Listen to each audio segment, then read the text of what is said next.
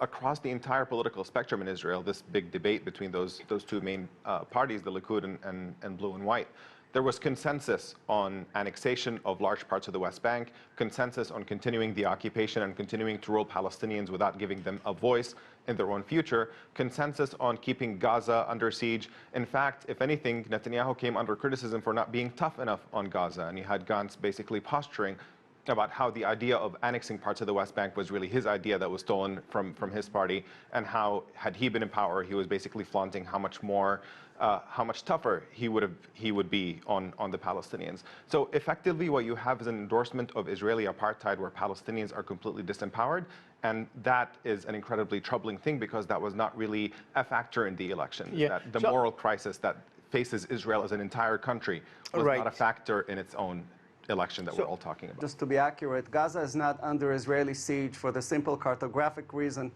that Israel does not fully surround Gaza. Part of Gaza borders on Egypt. And Israel simply has a closed border with Gaza because Gaza makes it plain that it is Israel's enemy, just like there is a closed border between Israel and Syria. But that's they also control the sea, and they don't let them have an airport, so it's not just their border.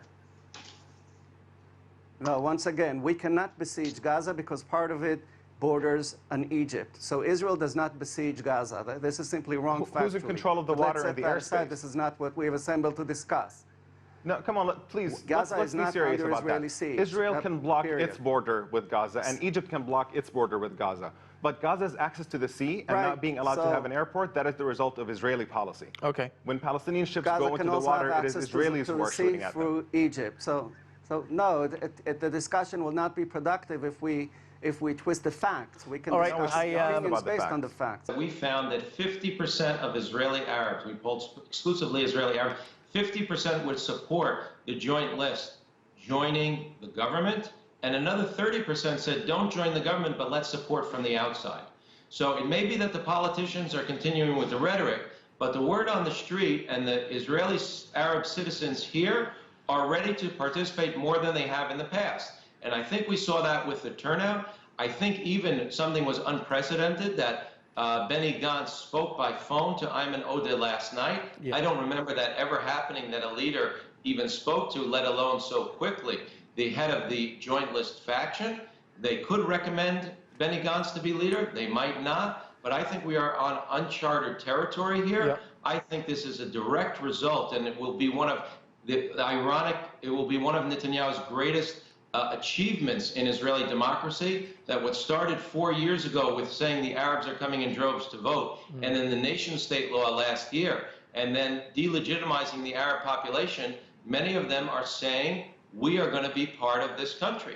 Okay. And you're not going to keep us quiet, and you're not going to make a second-class citizen. I think that analysis is perfectly correct, and I just don't want to confuse two things. Certainly, Palestinian citizens of Israel, through the Arab Joint List, want to be part of the political process, want to give themselves political empowerment. Well, they voted. Engage, exactly. Yeah. But at the same time, you have a situation where a bill introduced by the Arab Joint List, simply declaring Israel a country of all of its citizens, to basically, essentially recognize the equality of Palestinian citizens of Israel, was not only turned down in the Knesset, but was prevented from being even debated. So we just have a very long way to go before we achieve that. All right. He was the prime minister for 10 years. He didn't do very much to formally annex any area, and I don't think he had any intention to do it moving forward. And in fact, that if there's any kind of national unity government, or if he was thinking about any kind of wide-ranging government, that would not go through. When we talk about the move to possibly annex parts of the West Bank, we should be clear about the fact that there is already de facto annexation, right? It's not official, it's not declared as annexation, but in reality on the ground, Israel is in control of the Jordan Valley,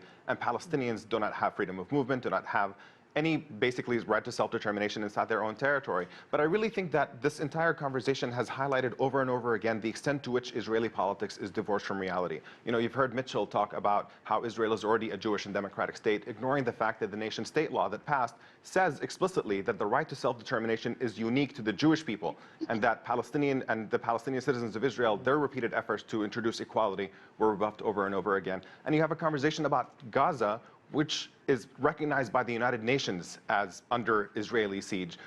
Every human rights organization calls on Israel to lift that siege, and we have this silly game we're playing as though Israel is not really in control of the Gaza. Why don't you talk about the election in the Palestinian Authority? I heard that Abu Mazen is in the 14th year of his 4-year term. There's- I mean, it's great that we're talking about a democracy. This ballot right here is the only the only Arabs in the Middle East that can vote in a free election. Well, Tunisia's just had a vote, so they're not the only Arabs in the Middle East. But go out and vote. They can't do that in the Palestinian Authority. so, They no, don't no, do it in fair Jordan. point, right? The They don't Palestinian do it in- Authority they ought to be do it more in- democratic. I would like to add to this. Yeah, okay. I just want to squeeze something in here in response Okay, to this. okay, well, I'll get to you very quickly, Omar. The Palestinian Authority ought to be more democratic. It is indeed a scandal that we have unelected officials for so long. However, let's be clear about something. One moment, Let's Mitchell. be clear about something. One moment, Mitchell. Let's be clear about something. There was a Palestinian election in 2005, and it elected Mahmoud Abbas, who is the most pliant Palestinian president who was bending over backwards to accommodate Israeli and American demands. And Right. what was the result? Continued occupation in All right. French settlements. So this is not based on a Palestinian election. Yeah, I don't want to go off the track here. Akiva, we were talking a moment ago about these proposals to annex parts of the West Bank. Are Israeli political parties in this election or any other election playing politics with the occupation and with settlements to score election points here? Well, I don't think so. Having control of the Jordan Valley is one of the essence of Israel's security. Everybody on all sides agrees on this. The idea basically came from one of the greatest leaders of labor, Yigal Allon, that Israel should annex the Jordan Valley and then maybe have some kind of autonomy for Palestinians in their cities. And I think the announcement we just heard, they misinterpreted the UN policy. Decision 242 does not say Israel has to give up all the territories it captured, only some of it. And the essential needs of Israel for security are recognized by almost everybody else. Omar, I want to ask you this realistically.